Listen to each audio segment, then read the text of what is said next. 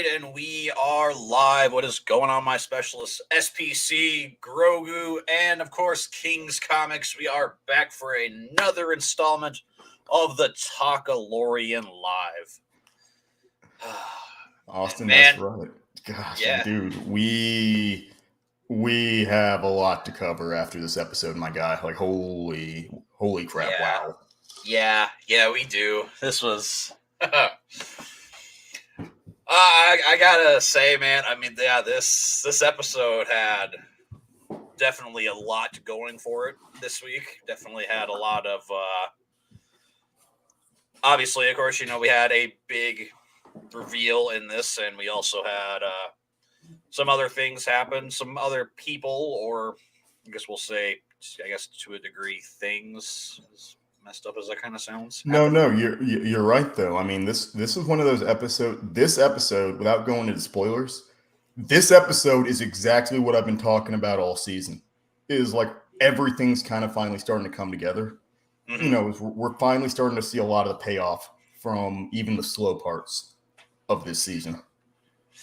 Yeah, because I mean, while the previous 2 weeks, I mean, they were still good episodes, but yeah, I've been kind of dwindling off. I've kind of been losing some interest in the story, but yeah, this episode definitely got me right back to Mm-hmm. how huge of a fan I am of this series. Well, because it's like the last two episodes, right? We've had episodes 3 and 4, or I guess chapters 19 and 20, right? We had kind of like these non sequiturs or whatever, like these mini episodes inside of episodes. So it's nice to see that even those are starting to like come together right now. Yeah, it's good to finally see not only just again not the stories finally picking back up, because I've been just a little worried and also a little concerned of where things were going. But yeah, this episode definitely like gave me a whole new light on the show. Yes. And I think, oh man, yeah, I think it. I really hope that they don't fumble the bag. That's like kind of what I'm saying with like out spoilers is I think that we have the potential for everything to be like peak, like at this level or above this level from here on out if they follow through. Because I mean, I even too, I've been saying for the last few weeks, like everything we saw in the trailer was already done basically in the first 2 episodes. Like the Right. mission we were supposed to be on is Din goes to Mandalore, bathes Mm-hmm. in the waters under Mandalore, and he Mm-hmm. gets redeemed. And we literally got that in the first 2 episodes of the show. Well, and I guess that goes a little not like actual full on spoiler, but that goes into mild ish spoiler territory where it's like I think we're caught up with the trailer, right? I Yeah, think like with the, after yeah after with this, this episode, yeah, we're caught up finally with the trailers. which means there's a whole 3 episodes that we have no idea what's going to happen. I mean, we've got a skeleton, right, based on context, but we have no idea what's going to happen over these next 3 episodes. Yeah, and again now with this episode, I'm definitely I don't want to wait 3 more weeks just to watch the show. I want the next 3 episodes to come out like tomorrow, Yes. Can just we because how this episode was so good. do we want to get right into it? Because I mean, I don't know. Like I feel like just with everything going on, there's a lot. Because I think it can go without saying that I'm still surprised at how much richer the Star Wars universe is because of the Mandalorian. Like everything they've done with with Mandalorian culture, everything they've done with Nevarro, with the kind of the politics and like the ideology behind the Empire versus the New Republic. There's just so much going on that it's wild is coming out of this just random side project character. Yeah, I mean, yeah, I think to a degree we've already kind of semi already covered our spoiler free thoughts. So yeah, let's just jump right into spoilers. Yes, we're starting a little bit early with our spoilers, and as you guys also see, it's just me and Andy today, which is perfectly fine. Me and him, we don't just get to do this as much as we used to. So So I guess I want to ask you, right? Like at the beginning of the episode, we had a pretty big reveal. Well, I won't even say big reveal. It was almost like a passing Easter egg, but a pretty big one, right? Like we had a certain character who was here, and that's massive for fans of like Clone Wars and Rebels, right? Do you want to like maybe I don't know, inform me, apprise me a little bit more, like about that? So, of course, obviously, what Annie's talking about is the big cameo of Yeah, I mean, this that's the word I was this looking for. yes. Even though we talked about it in our Boba Fett podcast we did. I mean, obviously, the cameos in Star Wars, they are getting to be a lot more repetitive because I mean, Hmm. like Andy said perfectly, you should go into watching a show like Obi-Wan Kenobi to see Obi-Wan Kenobi, not sit there and wait for Darth Vader to show up. Same thing too with the Book of Boba Fett itself. You don't want to watch that just to get into, okay, well, when's Mando going to be here? When's Mando going to Yep. be in here? Same thing too with Cad Bane when he popped up. We sat there waiting for that. But with the Mandalorian, I've said it from day one, from the first cameo we got in the show. That was the cameos in the Mandalorian are very essential to the story. Yes. As far as this cameo, I don't know if it's going to be important to this side of the story, but I do feel it's going to help out with the upcoming Ahsoka show. Yes. Which I guess just to kind of get out with it, we now have Zeb from Star Wars Rebels in live action. He is a fighter pilot, from the looks of it, in the New Republic. Right, alongside who was that? Carson Teva or Carson Teva? Yeah, I think that's what his name is. I just call him Uncle Iroh because that's the voice actor for Uncle Iroh. Oh, gosh, that's amazing. But yes, I mean, exactly. It's just so that was. I mean, even just with a little bit of Star Wars Rebels info I have, that was jaw dropping even to me. I mean, we've talked about how sometimes it's hard to gauge how much they're going to like incorporate other characters from like Mm-hmm. Rebels and Clone Wars fully, and I think this just kind of cements the fact that they are without a doubt incorporating like almost every aspect of those shows into Star Wars canon. Well, the thing I like the most about this cameo is not only did the guy who does the voice for Zeb return to, again, voice Zeb, Mm-hmm. but he also, I didn't even know this. Like, I like legit thought this was like almost practical effects because that's just how good he looks. But the guy who also plays Zeb came and did the motion capture for him as Oh, well what? in this episode. I found that out, and that was pretty cool. There's also a couple extra little cameos that apparently a lot of people, didn't get to see. We've got 3 former directors of previous episodes of The Mandalorian in here too. Really? They're sitting at a table. We've got Dave Filoni. Obviously, Okay. of course, everybody knows who Dave Filoni is by now.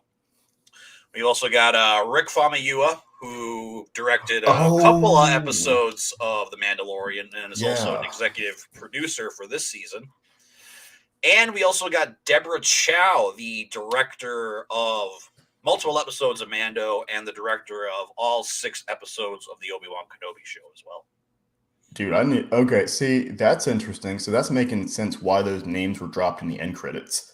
Yep. Because I saw them and I was like, wait, no. Like, I thought, who directed that episode? Dave Filoni? Or. This episode was, oh boy, Yeah, I don't because. even remember.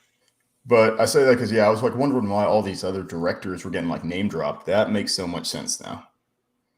Yeah, I can't remember who directed. I only know that Filoni did last week's episode, if I remember right. Yes. Okay. Carl Weathers did episode 2 or 3. And I know next week is Bryce Dallas Howard is coming back, and she's going to be directing episode 6 of this season. I'm actually super excited. I love Bryce Dallas Howard. That excites the heck out of me. Oh man. I like her directing. I think that she's directed some of the better episodes. I know her first one she did was in the first season. I think it was episode 4 when the little village where Cara Dune is at, and the Yes, ATST comes and attacks. I love that episode. I got so I many did. Jurassic Park vibes. I got a lot of I know. I want to say what's the one I'm looking for? Seven Samurai vibes. Okay. Like just these warriors helping this village like band together to like take on like an overwhelming enemy. Kind of. Hmm. I'm sure someone can like think of a better example than what I'm thinking, but yeah, I think Jurassic Park and then kind of that like samurai western showdown style vibes are what I think of. Okay. Jurassic Park's a good. Actually, no. I like the Jurassic Park comparison more because that AT-AT was like monstrous. Yeah, just the way it was coming out of the forest too. Just Jurassic I Park is my favorite film of all time. Just a little heads up for you there. I need to. Oh, I forgot about that. Dang, man. I wait. Seriously, I figured. No, that tracks. You like horror? I was gonna say I figured it would have been a horror movie, but it's like no. Jurassic Park was a horror movie. Like a good sci-fi horror. Dang, that's never put And never put that together till now. yeah, a lot of people always think it's like a Star Wars movie or like the original Halloween. Like they're up there, but yeah, Mm-hmm. OG Jurassic Park is where is the directions right here. Favorite movie of all time. Love it. Perfection at its best. I'm gonna go ahead and say that's a really good comparison to that episode. But bringing it back, bringing it back, yeah, Bryce Dallas Howard episode. I don't want to get overhyped, right? Because especially after this latest episode, I feel like the bar's been set. I think it might be my favorite of all season. I'll give it my rating at the end of the episode alongside you. Yep. But it looks like Peter Ramsey directed this episode, and Oh, okay. John Favreau wrote it.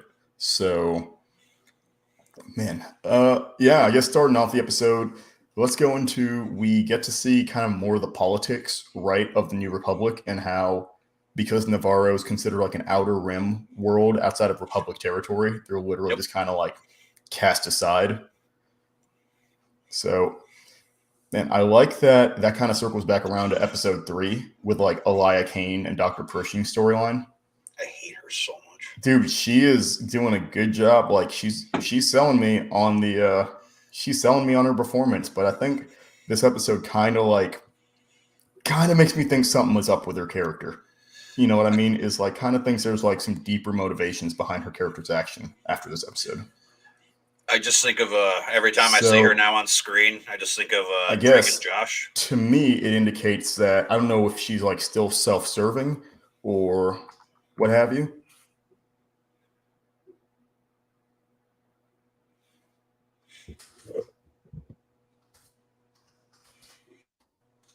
Yeah, yeah, that's what I'm thinking too. I'm imagining that.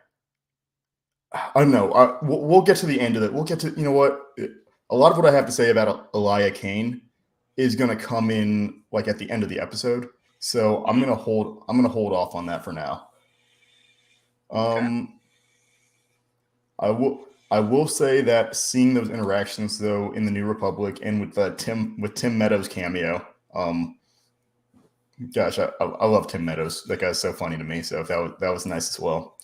But seeing those interactions with them and Captain Tiva, and then him eventually going, or Commander Tiva, and him going to the Mandalorians to like talk to them, was really interesting because it's like showing how big of a role that the Mandalorians I think are starting to, how big their like little faction is starting to play like on a grander scale now. Tim Meadows, that's who that is. I don't know why. Yeah, For whatever reason, yeah. when the episode first came out, I'm like, oh, Don Cheadle. I'm like, oh, that's not Don Cheadle. Wow. But I'm like, oh, he looks so familiar. I know I've seen him in something, but okay, that's who that is.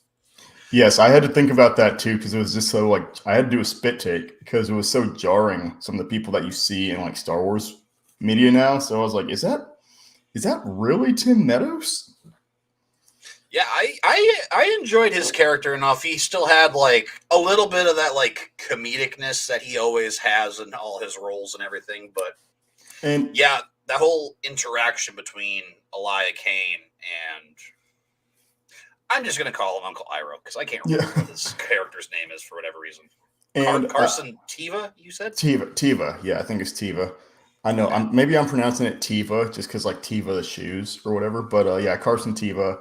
If I'm mispronouncing it, I will.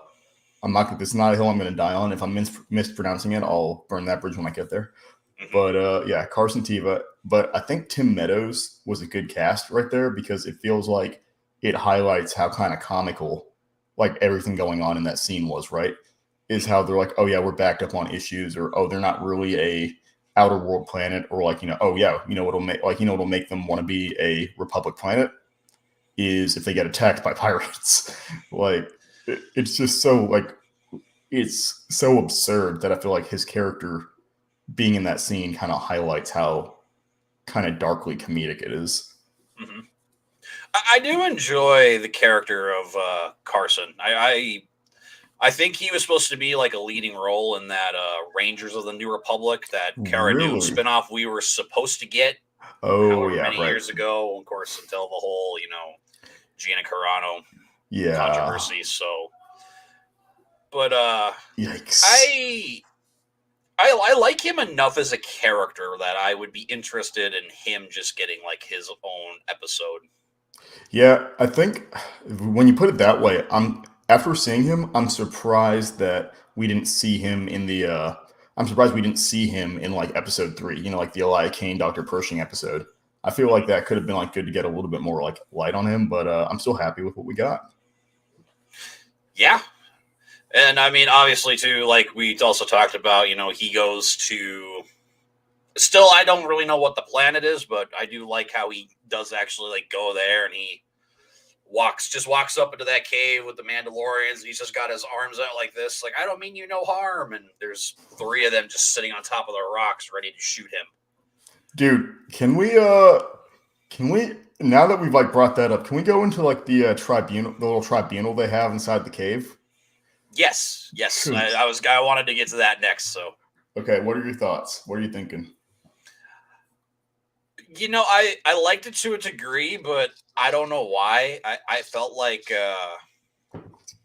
it was almost. I felt like I was watching like an elementary school version of Star Wars because Really? they're all like, "Oh, who wants to talk next?" And they hand it out, and they have to have the stick so they can talk. Whoever has Yeah, the but that's stick like can speak. that's like what am I thinking? Like not Hunger Games. Wow, that was a weird. Lord of the Flies. I'm thinking Yep, like Lord of the Flies, like they have to have the conch to speak. yep. I did, although I did like it. I mean, it was cool to actually see like all the Mandalorians together. They're all giving their thoughts and opinions on, oh, should we go and help Grief Karga and the people of Nevarro? Because of course, I think another reason I really like this episode because it ties back to season 1, which I will still say, I guess to me personally, I still think is probably the best season of this whole show in general. Of The Mandalorian? Yep. No, I agree. It's not even because anything has been bad. I think it's just because that first season did such beautiful like world and character building Mm-hmm. that it's hard to recapture that, especially because now it almost feels like that thing that got, it's like that thing that wasn't supposed to be popular. And now that it is popular, everybody like wants to have to do with it. So it's like kind of oversaturated, you know what? So it feels like the first season got to be its own little thing. But now because it's doing so well, like everything's starting to tie into it, or it's being used to like launch a bunch of like spin-off series or whatever, Yep. that it's lost a little bit of that like uniqueness in a way for me. Yeah, because the first season seems so just self-contained, and now like not that Self-contained it's is a good way yeah, of putting it. not that anything's bad about this season so far, but now it just feels so huge and grand now that we're bringing in other Mandalorians, Yeah. the Dark Saber, them bringing their culture together and all that. So Well, it's kind of like it's kind of like a consolidated version of like the MCU dilemma, right? Or cinematic universe dilemma, which is that the more and more you go along, the more back history you need to kind of like be like fully apprised and up to date with things. mhm. Because it's like when we were talking about season 1 and season 2, when we were talking about season 1, it was like, oh, Andy, you need to watch XYZ episodes of the Clone Wars and like XY episodes of Rebels, and it's like, okay, cool. And then we get to season 2. It's like, okay, you should actually watch this story arc in Rebels and this story arc and these 3 story arcs in Clone Wars. And it's like, Yep. okay, fair enough.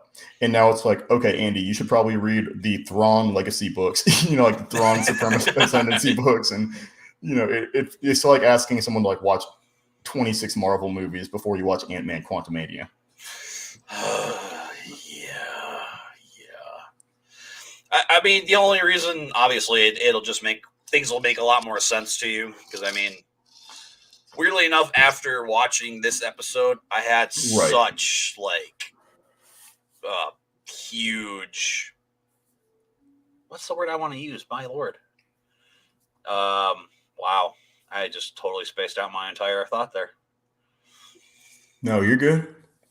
The urge. Wow, there we go. Wow, that was a very, very small word to remember, but I had the urge to continue watching Rebels, and so Thursday I did do that. I continued watching Rebels. I got through season 2 finally, which oddly enough, I found out this past Thursday was the 7-year anniversary of the season 2 finale, Twilight of the Apprentice, which really had yeah, it was kind of just weird because I was like, I just want to watch Rebels. So, but I got to watch the duel between Darth Vader and Ahsoka, which was a beautiful duel, beautiful storytelling by Dave Filoni.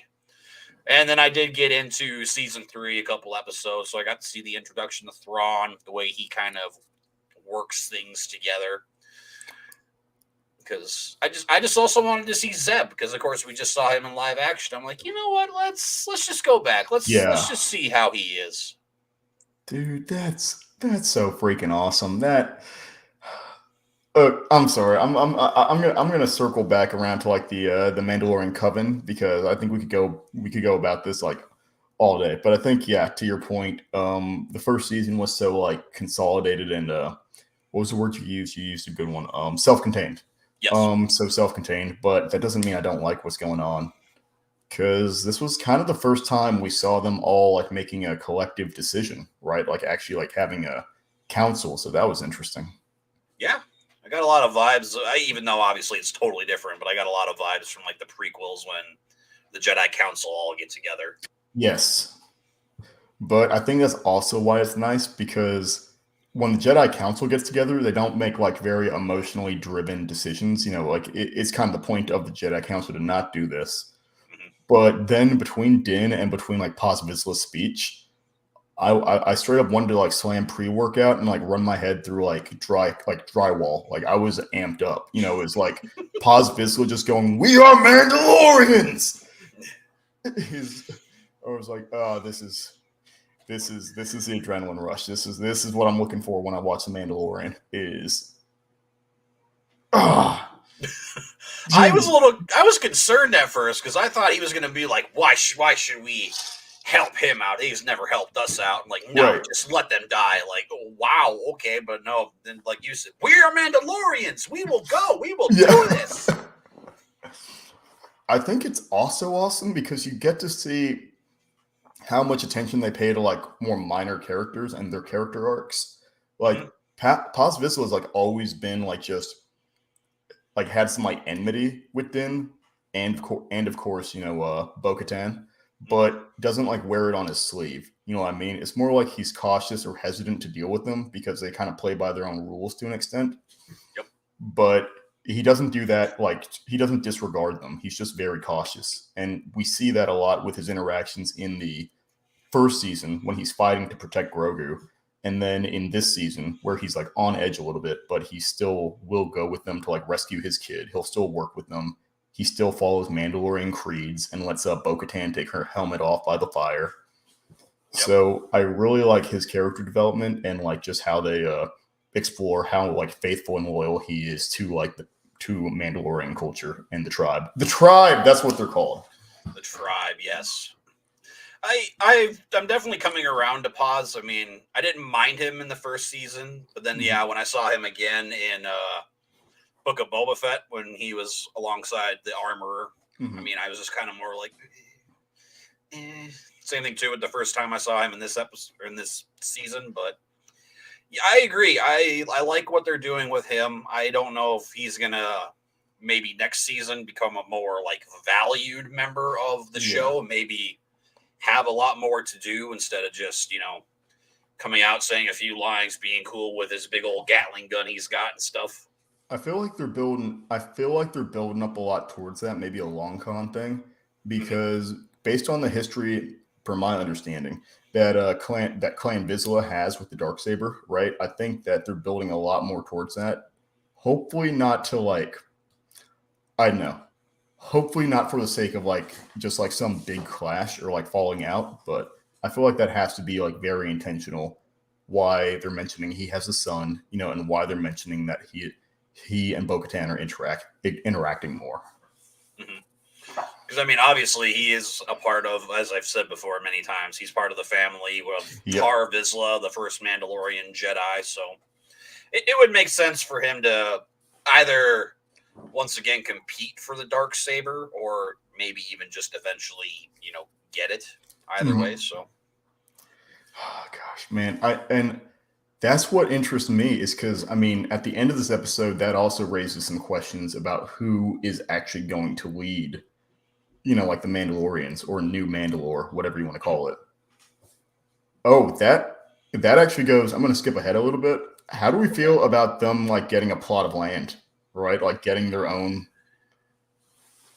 I like it because I mean, obviously, of course, with their thing, once somebody discovers where they are, they have to move. Which, again, another thing I liked about Carson when he came out, he's like, I knew you guys will find a new home anyway, but just to let you know, I won't say a word that I saw you guys here.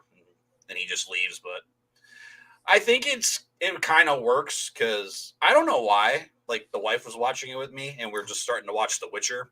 No. Oh She was yeah, asking good. me too. She's like, "So are these guys like the Witchers?" I'm like, What do you mean?" She's like, "Well, do they like go and help people?" I'm like, "Well, normally no. They just kind of keep to themselves, and maybe if they get something in the end, yeah, then they'll go and Mhm. help. But other than Well, that, they're just Mandalorians. They just do their thing and call it a day." mhm. Well, I mean, yeah, because Mandalorians are traditionally like kind of, or I guess after the diaspora and all that, are like kind of more bounty hunter-ish, or at least what we gather from Din. Mhm. Is like they're taking jobs and doing things. So I don't know. It's interesting to see like Paz put it in the cave, or Paz put it in the cave, is like it's time that we should be like living in the light, or if Din was saying that, I forget, like that our kids will get to see the sun, things like that. Mhm. So I think Yeah, that was emotional. I was gonna say, I think Din was saying that because he's like, our children should be in the light, playing with other kids and stuff like that. I mean, I agree. I don't because like first season, all the Mandalorians who were there, they were all underground, and then of course when Din was being attacked by Grief Karga and all his men, then they came out and helped, and they went to find Hmm. their own place. Obviously, of course, we saw where at least the Armorer and Paz Vizsla went after the events of that first episode. We saw them in Book of Boba Fett, and now we've got at least a decent portion of Mandalorians together. Obviously, of course, we still have a whole nother faction still out there, which I'm theorizing that's where the next episode is going to be. I feel like we're going to have a mostly like Bo-Katan focused episode. Yeah. I feel like she's going to try and maybe go out and convince the I believe it's Cosca Reeves. That's Hmm. who that professional wrestler Sasha Banks, who she plays, and the other Hmm. guy from episode 3 of last season, I believe it was when we Oh, saw right. them. Yeah. Because of course, everybody who was there with Bo-Katan, obviously they all left because of her losing the dark saber again, essentially. Well, do we know if like there's potential of her interacting with Sabine Wren at any point? I mean, this season, I'll say, right? Because I know that's been something that you've talked extensively about. If that might be something that happens or something you want to see. Do we think that's something that might happen this season, all things considered? I feel like maybe not exactly Bo interacting with her. I'd say Okay. maybe like a conversation at some point, but I feel like if they're going to introduce Sabine in this show again, because from what I understand and from what I've seen, she's supposed to be a major character in the Ahsoka show as well, because her and Mm-hmm. Ahsoka at the spoiler, Andy. Obviously, it's not really super minor, but Come on, you're good. but at the end of Rebels, the very last episode, Sabine and Ahsoka, they're going to look for Ezra because, of Yes. course, of where Ezra and Thrawn, wherever they went to. So I would assume maybe Ahsoka is going to be with Sabine. So maybe again, maybe it could be Mando, maybe it could be Bo, but I could see Sabine popping up in this season, but I don't think it'd be till like probably the last episode. I feel like the last episode of this season is gonna probably be a huge like push into the Ahsoka show of where it's gonna go. Yeah, and I think that all the more kind of builds into my theory. Let's talk about like what happened on Nevarro in a second, because like I think after the end of this episode, it builds into my theory that Thrawn's going to be kind of like dealt with in an Avenger style fashion. You know, like we're gonna have multiple characters from multiple series cross over to like take him out, but that's down the line. I think I'm thinking about like, what do you think about like the kind of conflict on Nevarro and what it means for the Mandalorians or the series, or just what Gorian Shard, you know, like the Pirate King or whatever. What do you think of him in this whole fiasco they went through? Well, I feel like it is a good way for the Mandalorians, as they worded to, for them to be out in the light, for them to maybe interact with another part of society instead of just Mandalorians.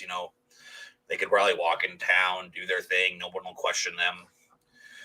But the whole thing with them going and fighting the pirates, I mean, I loved it. Like, again, Yeah. I got such huge like throwback to that episode in season 1 of them coming up and fighting all the bounty hunters or whatever they were. Like, it was cool. I gotta say, I'm unpopular opinion. I think right now my second favorite Mandalorian is the one who had like the it's like a maroon helmet, like the whole Yeah. red Mandalorian, because Yeah. he was just like Din Man. He was awesome. I Yeah. would love to find out more about him. I also love getting to see them like act more. It felt like there was this interesting parallel between like, you know, the first time we saw them fleeing Nevarro and how it felt like chaotic, right? You know, like they're just having to hold things down and yes, support each other and support Din. But you know, it was still like pretty chaotic because everything's hitting the fan.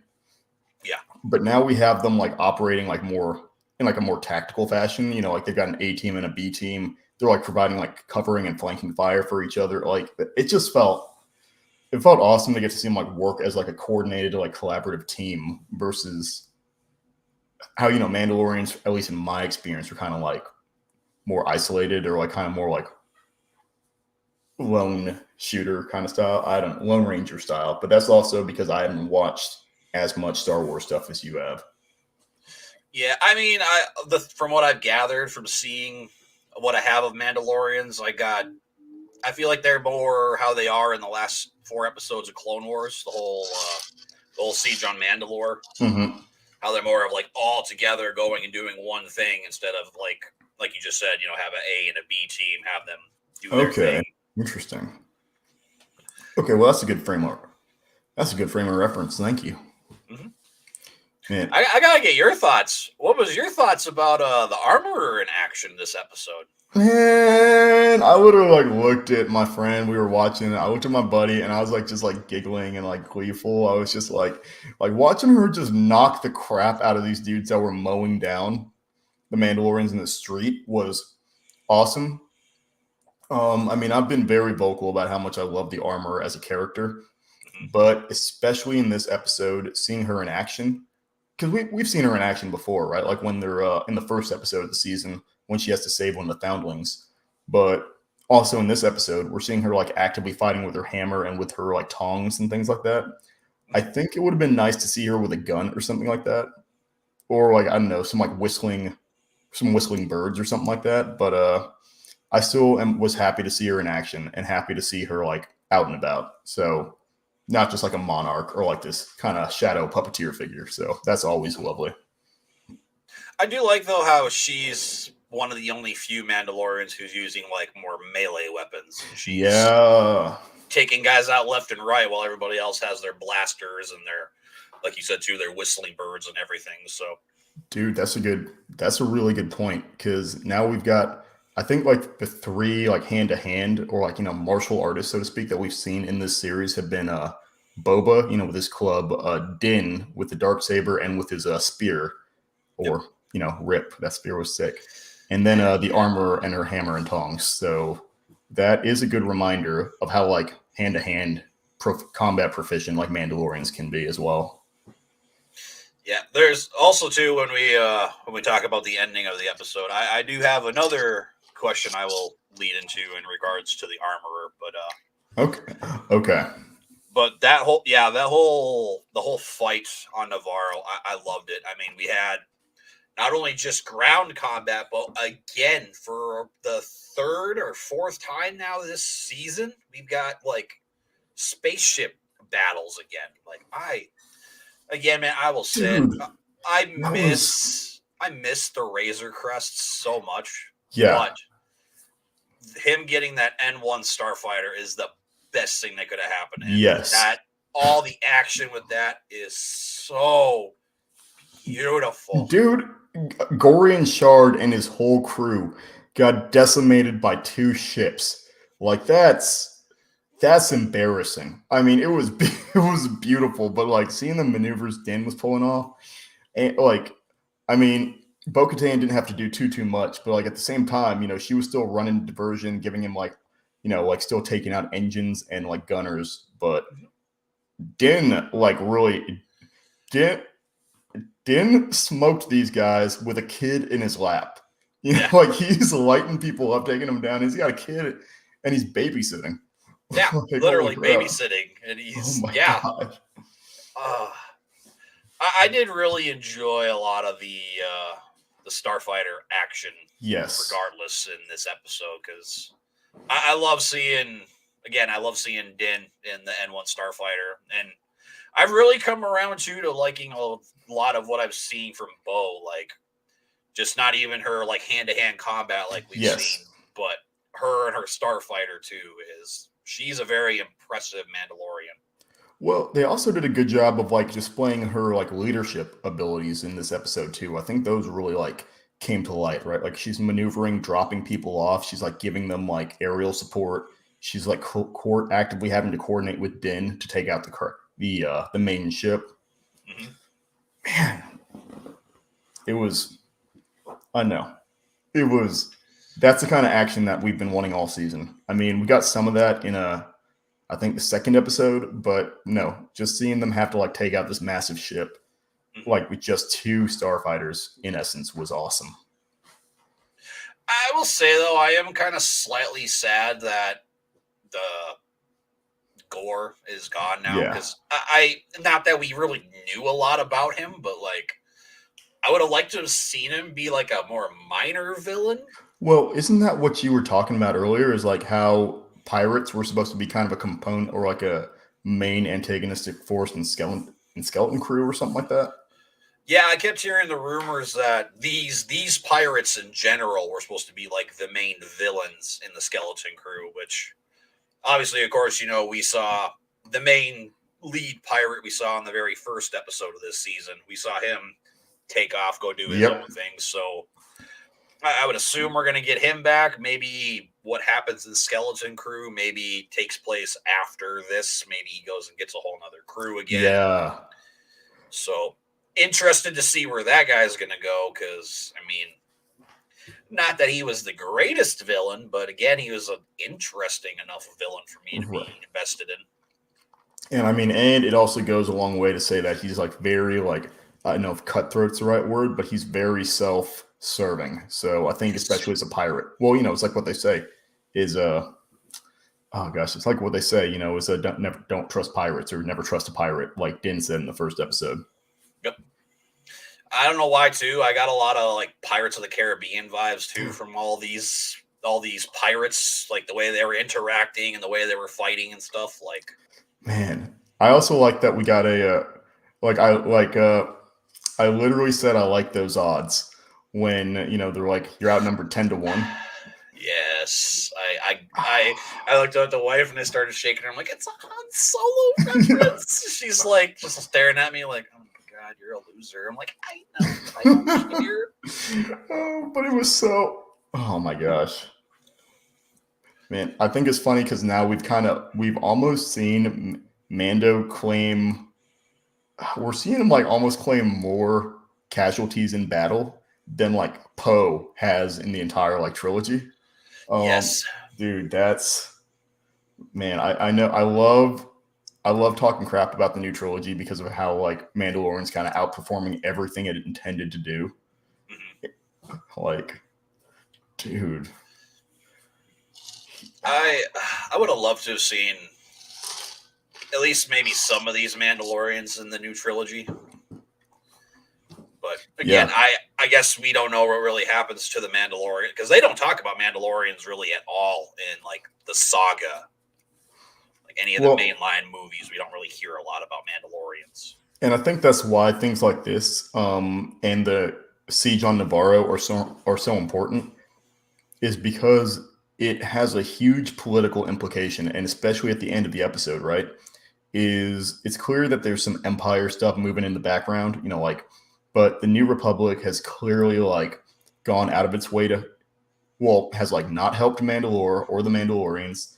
The New Republic refused to help Nevarro, and the Mandalorians had to pretty much step up to help with like Nevarro, and are now working on reclaiming Mandalore. So it's interesting to see all this because it's like, yeah, I feel like to your point, I feel like Mandalorians were kind of the ugly stepchild, that are now getting their chance to shine. And it feels like Disney is just like, oh yeah, Mandalorians have always been cool. Like we've always loved Mandalore. Like, Mandalorians are the thing. But Mandalorians are the it child, like. Yeah, because there's a book.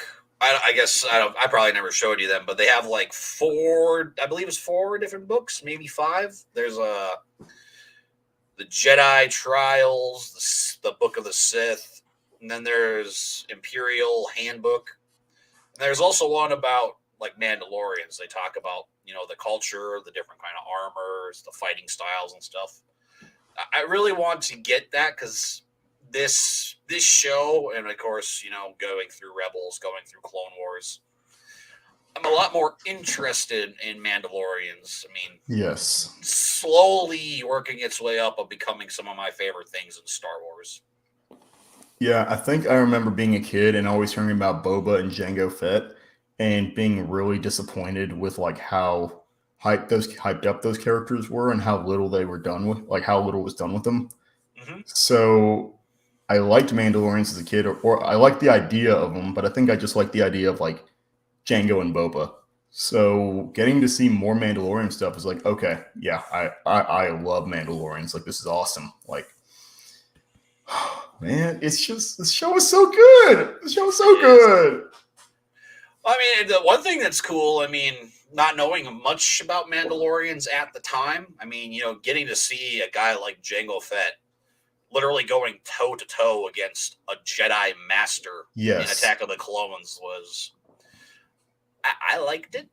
It's one of the better parts of Attack of the Clones, but yeah, I wish we could have gotten a lot more from, Jango Fett. And obviously, I've always said it, Boba's overrated, but I wish we could have seen more of that kind of Boba like we got in season 2 of Mando in the original trilogy. Boba might be the worst. No, I'm not even like calling it bad. It was just mid, Book of Boba. But I think it is an example of like the hardest that someone has fumbled the bag, so to speak, with respect to a media franchise or like a character people have wanted to see on screen. Because I think seeing Zeb in this episode made me realize how dirty Cad Bane got done in Book of Boba. Because Zeb looked great here. You know what I mean? Is like, I'm assuming it was like partial practical effects and like clearly like mocap, like you said. Mm-hmm. But like Cad Bane's like makeup just looked bad, like in Book of Boba. Like it looked a little like bulky. I don't know. See, that's where you and I disagree. I thought he looked pretty good, pretty like accurate to how he looks in the animated shows. Okay, well, I guess what I mean is like he looked good. Well, I mean, like he looked good. But there was just something off. Yes, it was. Yes, thank you. It was like kind of uncanny valley. You know what I mean? Is like where I'm looking at Zeb and I'm like, okay, like this is what I expect. You know, like because like I can tell there's a little bit of CG, but he still looks like proper. Like he looks like he fits. Mm-hmm. But Cad Bane in like Book of Boba looked a little off, and I can't explain it. I mean, I can agree. Like, obviously, you get so used to seeing some of these characters, you know, animated, and then you see them how they look in live action. You're kind of like, it's not really right. But that's fair. I didn't have a problem with the way Cad Bane looked. But you know, since we're kind of already on the subject of him, I'm kind of also wondering though if, figuratively say, I'm not sure. I've just heard the rumors again, but if Boba were to show up, and I don't know whether he be a part of the culture or he just, you know, does what he did last season, just come in and help Din. I'm really curious to how he would interact with all these other Mandalorians. Like, would he be like Bo? Would he be a little more willing to, like, you know, interact with them, maybe become a little bit more cultured with the way? I think he might be standoffish because of his like kind of current station in Tatooine, right? Uh-huh. I think that'll probably definitely influence things. But I think at the very least, I feel like he's going to play a role in some facet in the siege to reclaim or the battle to reclaim Mandalore. Like if he's just providing like additional firepower, you know, like forces, something like that, you know, from like Tatooine. I don't know. But I do feel like he's going to help in some way, even if he's not directly tied into the main Mandalorian culture. Just thought of this while you were talking. Okay, let's go. It's another one of those what if Star Wars what if. You and I should just do that. Do a Star Wars what if. Yeah. Oh, I got a big one of those for you. So that's at the end. But let's hear yours. I'm excited. Okay, so figuratively say things don't work out on Tatooine for Boba. Figuratively say, you know, he doesn't get the respect he deserves. Everybody leaves him. Nobody wants to be around him, whatever. What if... sorry. Okay. I'm a loser, but whatever. No. Come on with it. What if he were to challenge Din, beat him for the Darksaber, and he's the one who leads Mandalore?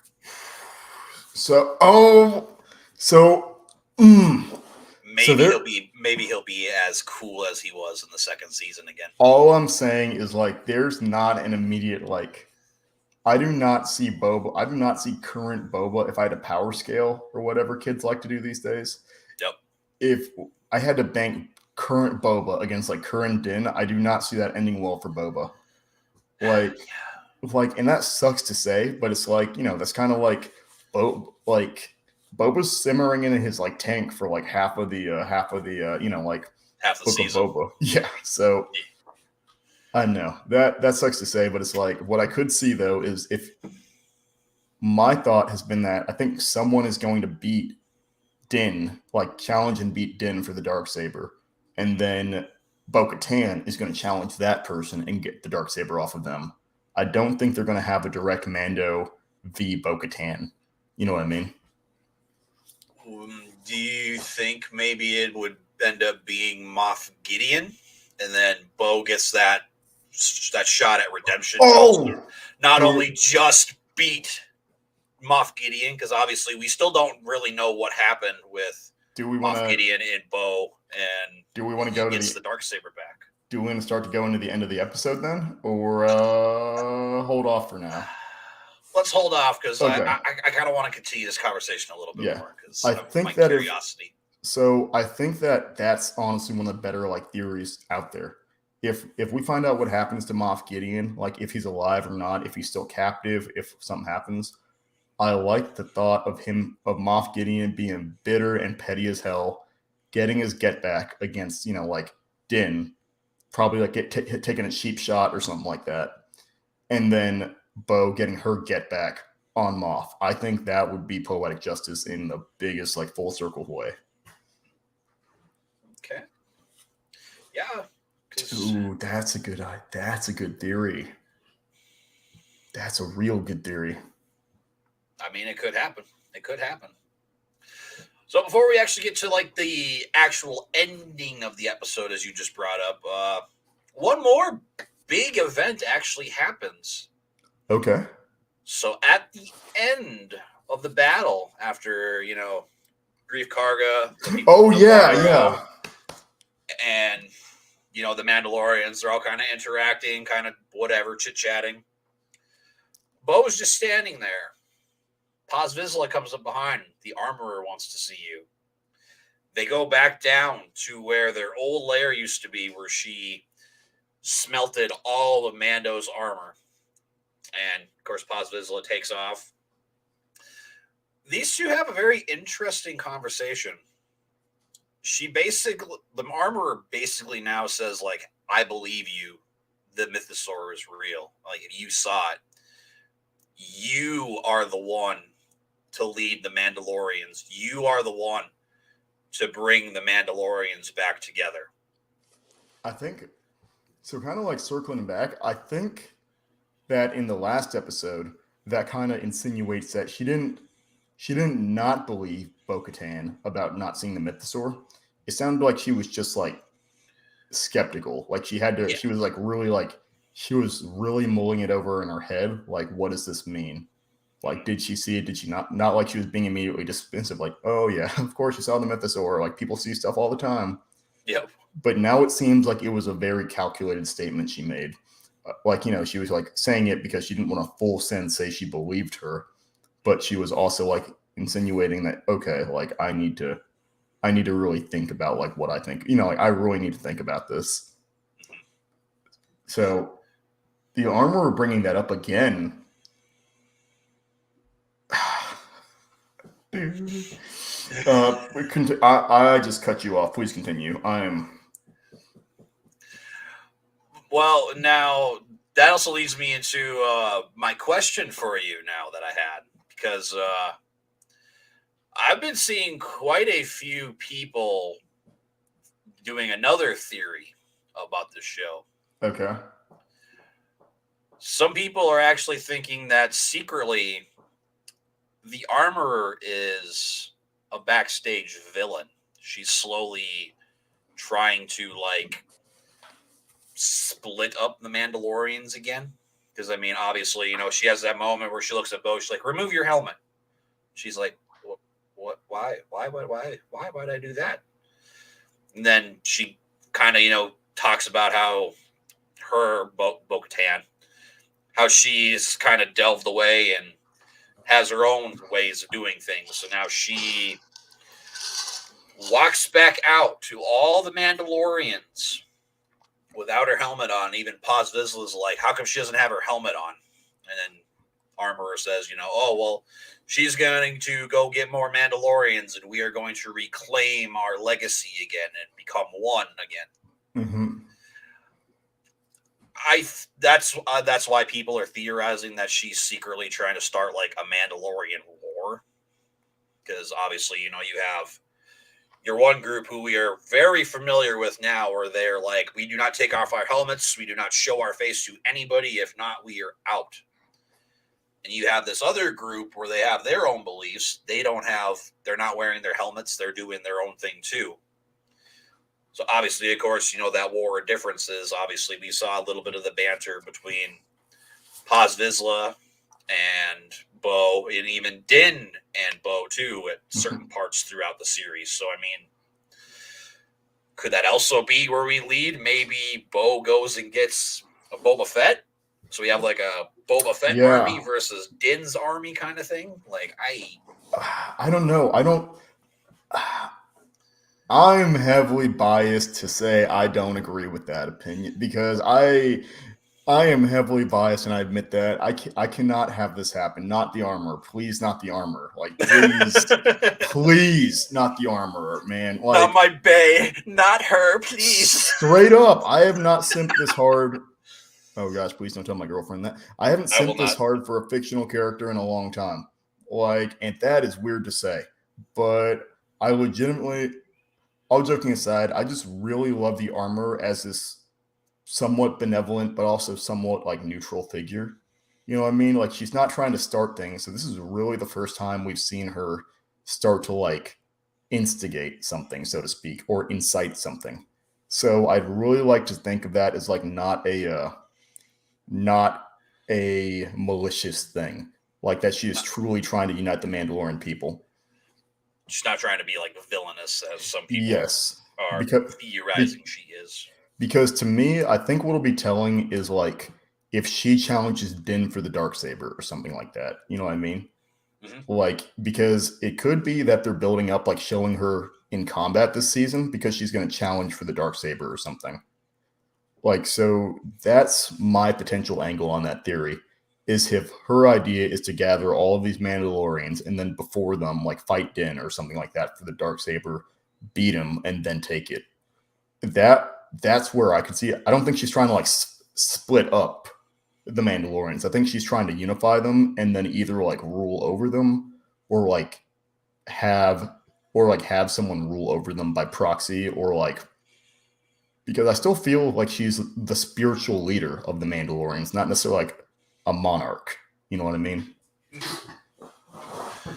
I mean, she has a very. She seems like she would be a good leader. I mean, to some degree, she actually is already kind of leading the Mandalorians as it is with their knowledge.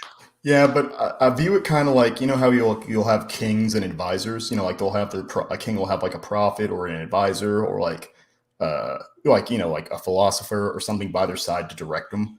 I almost feel like that's the vibe I get from the armor, right? Is like that there would be like a monarch or a king or a queen, and then the armorer's role is to kind of like keep them in check, but also to like lead the people in like their cultural ways, while the king leads them in like their political and societal ways or something like that.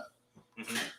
But that's me getting way too philosophical on the on interactions we haven't even seen yet and can't and that I have no foundation behind. I mean, to some degrees, I could maybe see it happening. I mean, I've seen people who I would never think would be a villain in a show and end up becoming the villain of the show. So Yeah, I don't know. I'm just hoping that we get.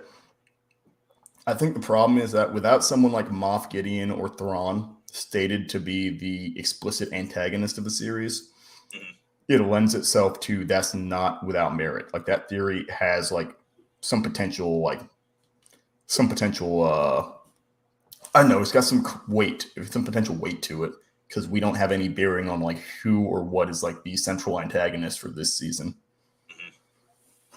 Well, we might actually after this episode we might, but I'm gonna keep that theory in mind. I don't want to write it off. I'm just not a fan of it because of what it means for my personal inherent bias for the armor as a character. Okay, fair enough. I just wanted to get your opinion because, like I said, I've seen a lot of people theorizing that she might be the secret villain of the show. I think the better way to put it, the way I could like see that theory having more credence to it, credence, that's the word, is if she was more of an antagonist than a villain. Because I truly don't see her as someone who wants the Mandalorian people to be even weaker than they are right now. Mm-hmm. But I think how she goes about uniting the people is what I could see as being like up to, like that I would be like skeptical of how she actually sees going about that. Because if she's having Bo Katan remove her helmet, this could kind of be that slow descent into like almost like kind of self-servingness, or like her pushing her own agenda by like allowing this like one kind of slip up just because it serves her purposes. I don't know. So I'm gonna say like I'm starting to see the merit to that theory the more I like kind of think of it. But I think it's gonna come from a place of uniting the people under one leader versus like trying to weaken them even more. Okay, that's fair enough. I've got a question for you. Me and Brandon were talking about this last night. He had a wildly out of pocket theory, worse than that one. I mean, that I would believe in less than that one. Okay. He suggested, Brandon, if you're listening, this is not to roast you, but he was wondering, is it possible that Sabine or another quote unquote Ren, right, like someone else of that house, was or is the armorer? Like if the armorer is someone we've seen before or related to someone we've seen before. Being somebody we've seen before, I wouldn't think so. Right. But yeah, maybe being like related to like a bigger house in Yes. Mandalorians.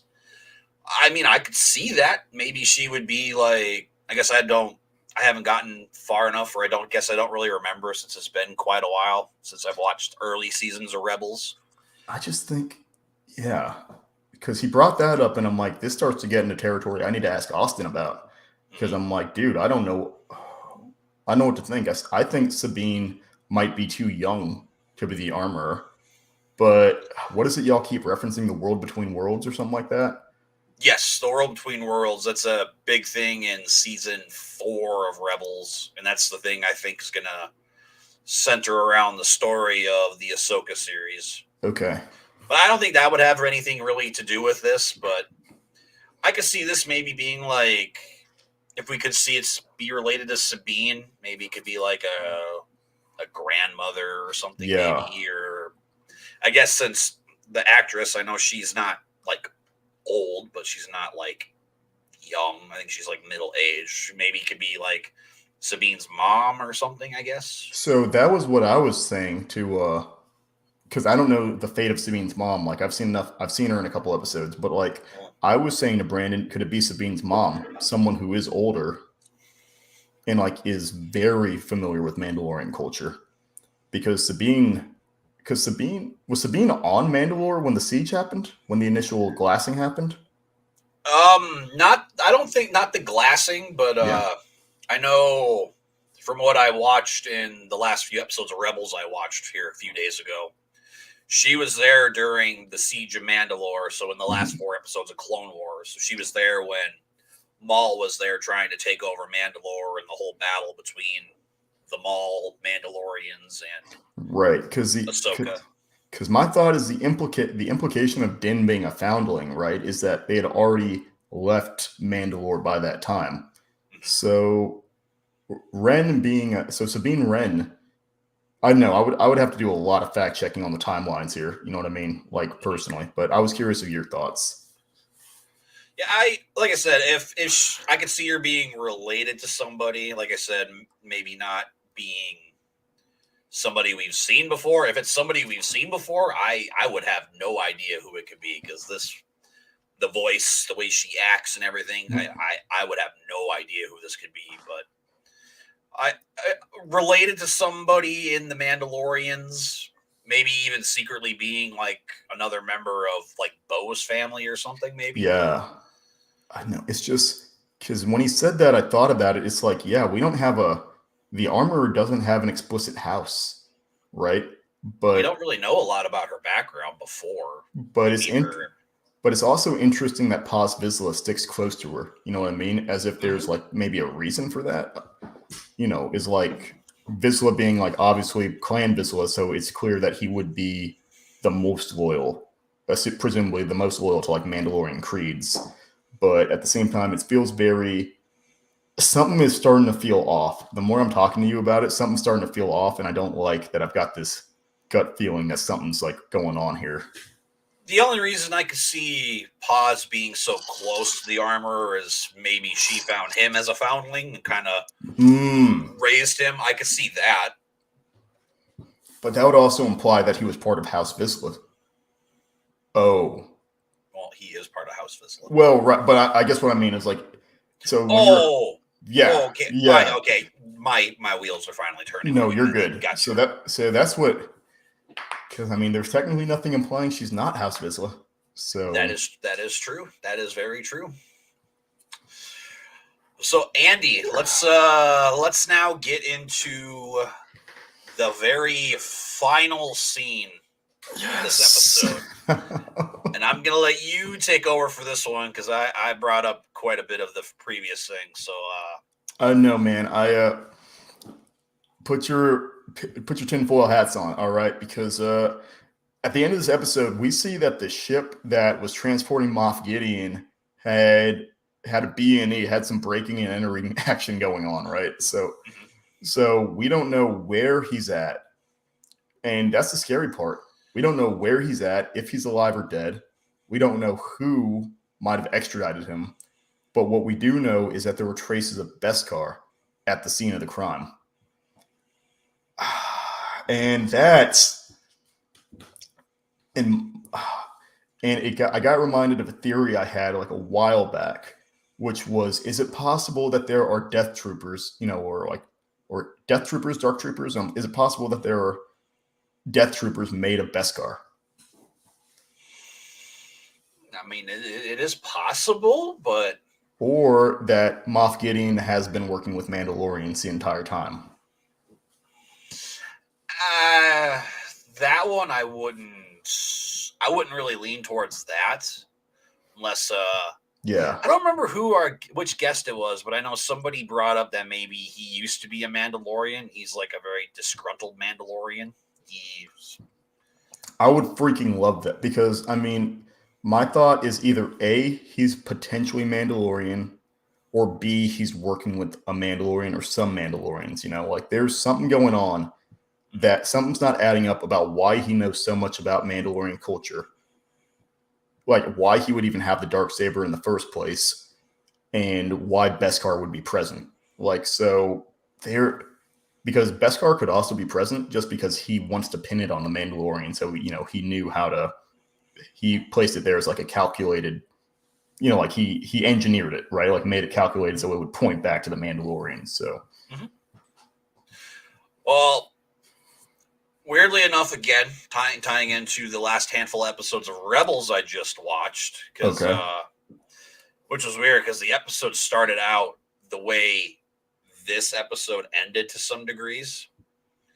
Because the last episode I watched of Rebels, the Ghost, of course, that's the ship that like Hera and all the Ghosts, the Rebels are on.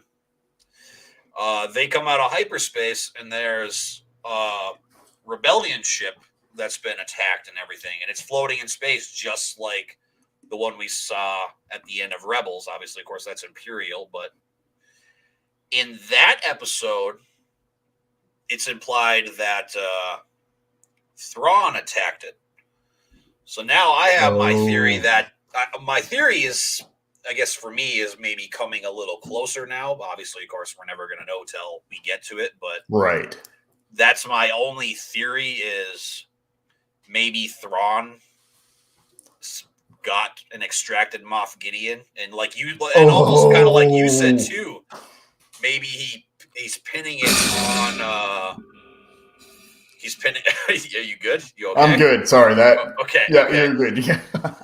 And maybe the Empire is trying to pin it on the Mandalorians so that the New Republic is more focused on the Mandalorians themselves, and that way that the Empire is in the background, like slowly regrowing, slowly getting their forces back up, so they can launch a full-on attack and maybe attack both Mandalorians and the New Republic at the same time, and they can just wipe them all out. That is so...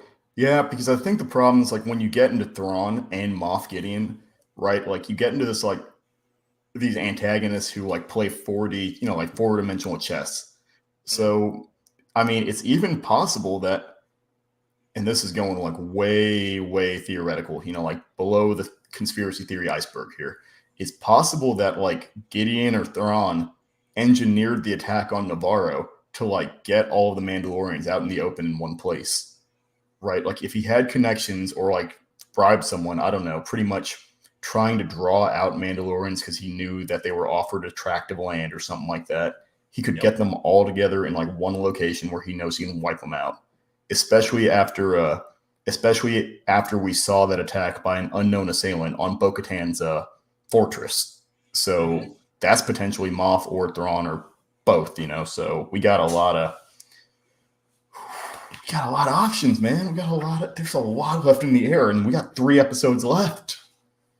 Well, that's the other reason why I'm still doing my theory about that this could still be Thrawn, because I mean the attack on Bo-Katan's castle, essentially, there was a very calculated plan. They took Mando and Bo away, and then that way the bombers could come in, destroy her land. She tries to chase after them, and then that whole fleet of TIE fighters come out. Yeah. Very, very calculated with how they're doing things. In the same way, too, with the way the ship's just floating in space. Moff Gideon is gone. We have the dead pilots in there. We have that Beskar, all the other things going on there. So there's just so much. And I mean, part of the problem is like now we get into like Elia Kane. So this is what I was going to bring up, right? We get into Elia Kane and how like secretive she is. And I think that the only way the Empire or Thrawn might have known of like that that like confidential Lambda cruiser that was like out and about is if someone were on the inside relaying that information to them. And I think that might have been Elia Kane. Yep, I've yet to ever trust her since she first walked into that. Fun little fact, I guess I don't know if you really remember, in episode 3 when Anakin goes to meet up with Palpatine. They're like at that like opera. They got all the lights and everything out there. That's the same place where Dr. Pershing was giving his big speech. That's the same, like the opera house, I think it's called. I thought so. It felt very similar to me, and then seeing them all out on like the balconies and the terraces and all that, I was like, man, this feels similar. That makes sense now. Thank you. I don't know why. I thought it was like the Senate area where we saw in. I guess, have you been watching Bad Batch this past season? I have not. Not. I've fallen off on Bad Batch as well. That's on me. Oh, okay. I guess still in episode 3, where Palpatine and Yoda fight at the end. They're in that big room with all the platforms. Yeah. I for whatever reason, that's where I thought they actually were in that episode. But obviously, turns out they were at the Opera House. But anyway, not the whole point. The whole point of me being is. When Elia Kane first walks into that room, like just the look in her eye, I could just tell. I'm like, no, something's up with her. And then, of course, throughout the episode, slowly working its way, and then we get the ending where she, as you keep saying, mind flays. She does. Yeah, just good. Okay, if it walks like a duck, talks like a duck, it's a mind flayer, and that's like what he was saying. He's like, no, this is a mind flayer. And that also feels calculated, right? Like there's no reason she would have had to like fry his brain unless there was something benefiting her. Yeah, she's definitely covering something up. So, I mean, something is definitely up. I definitely do think that she is secretly working with either Moff Gideon or, again, I still don't know, but I'm still going to keep saying it. Maybe she's working with Thrawn or whoever the villain is going to be. Yep. I mean, we will not know until hopefully the end of the season. Do we know what this next season? Do we know what this next episode is going to be called? Because now I'm also, man. I'm still going with my theory that there might be something having to do with Mandalorians, like whether Moff is like an old Mandalorian, whether I don't know, maybe he's got new Death Troopers with with Beskar alloy or something. Or there's a bad bunch of Mandalorians out there up to no good. I don't know. There's something going on, and I'm really excited. Yeah. Like I said, the only thing I know, the next episode is directed by Bryce Dallas Howard. Yep.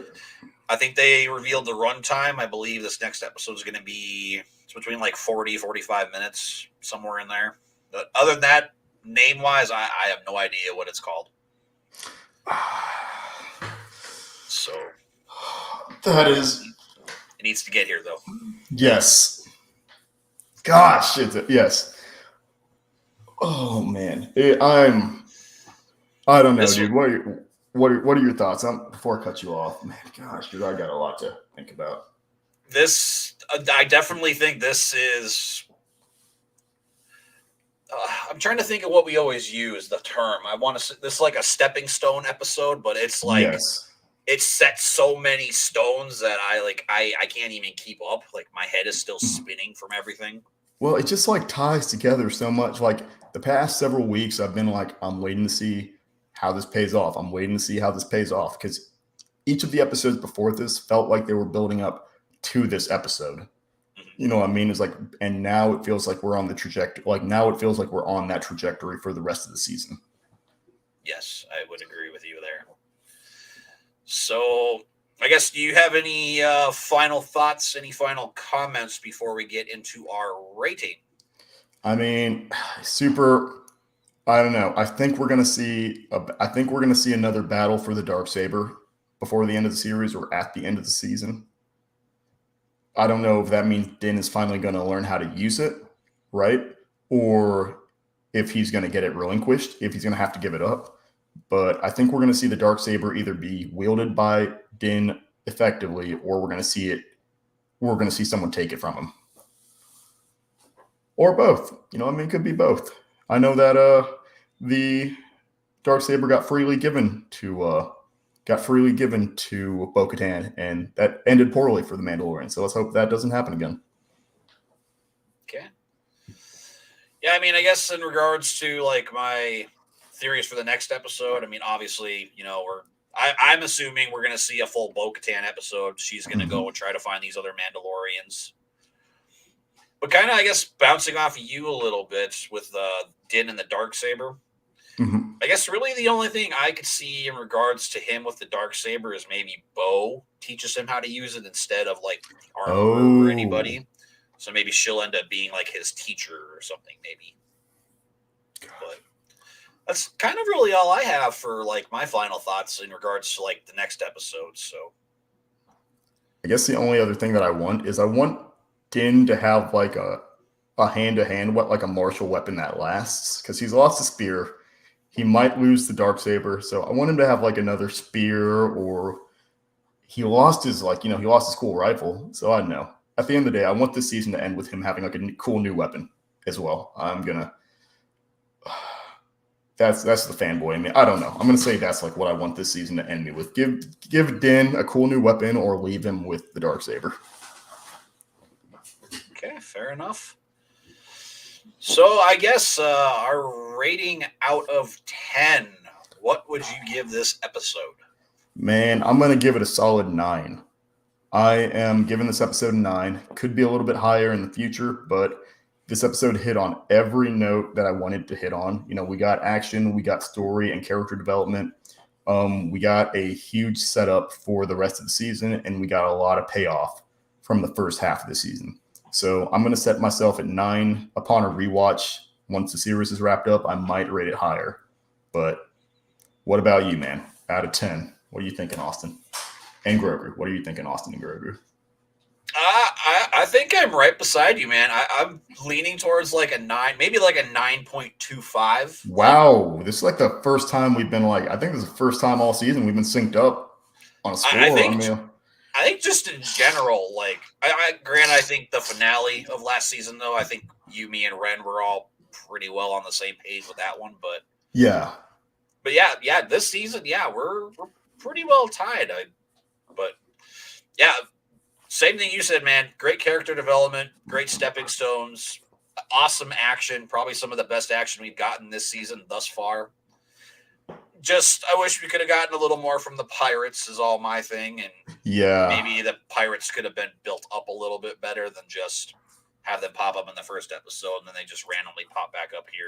So. Yeah, I would say that's something that threw me off too is, I know, I was hoping, still think they went out in a grand way, but just did not have like a lot of setup for it to feel like as much of a payoff, like with as big of a threat as it felt like they were in the first episode. I agree with you there.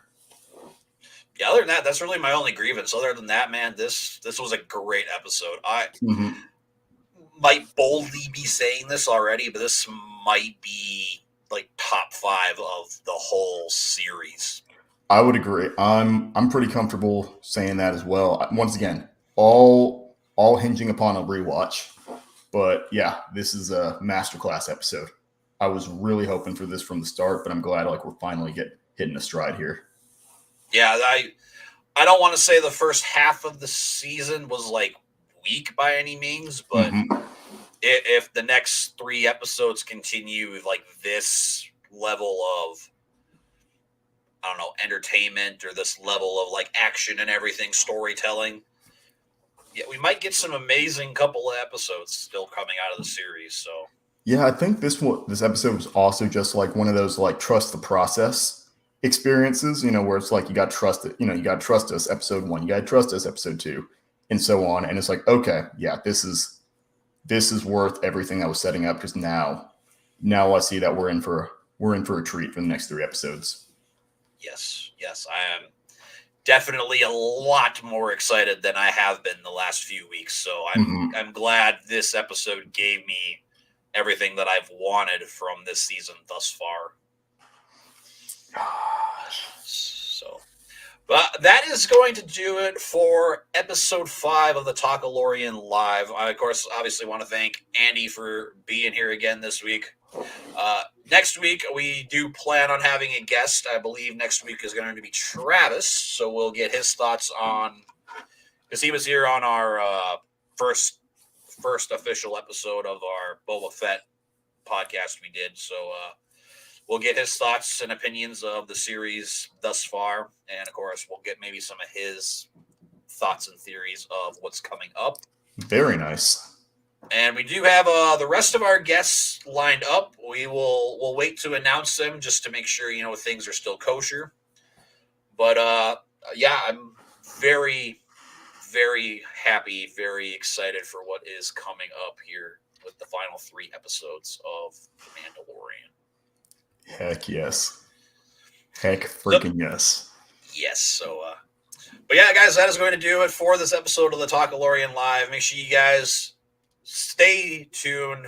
We have 4 more episodes left of the show, and then unfortunately we will be done once again, but hopefully we will have our answers or our questions answered.